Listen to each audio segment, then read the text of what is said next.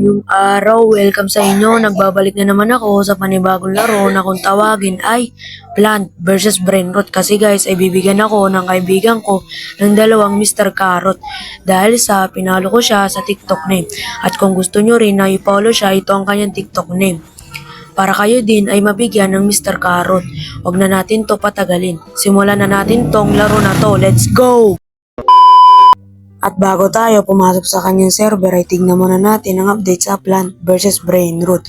No, kasi ay late na ako sa update at kaka-upload ko pa lang dahil sa busy ako at pag-post sa Still a Brainrot na ninakaw ang PP potato ko, no. At kung gusto nyo ring panoodin ang video na to ay huwag nyong kakalimutan mag-like and subscribe. Don't forget to click a bell. Simulan na natin ang pag-check sa update ng Plant versus Brainrot. Let's go! Kung mapapansin nyo, pag pumasok kayo sa portal, may dinagdag at bago.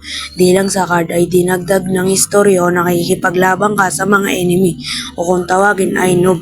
At kung mapapansin nyo na may hawak akong potion, ay ilalagay ko yan sa aking plan para sila ay lumakas.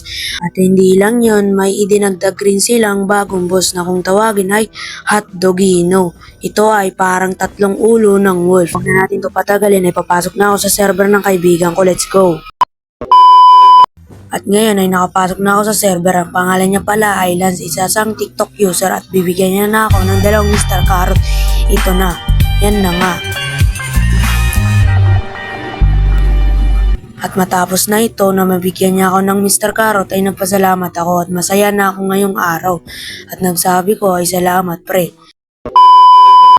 At dito na po natatapos ang aking video. At kung hindi ka pa nakalike and subscribe, baka naman. Kung gusto mo rin mabigyan ng Mr. Carrot, i-follow mo siya. Salamat guys sa mga nagsuporta sa aking video. Dito na po nagtatapos ang aking video. See you next week. Bye. Peace out.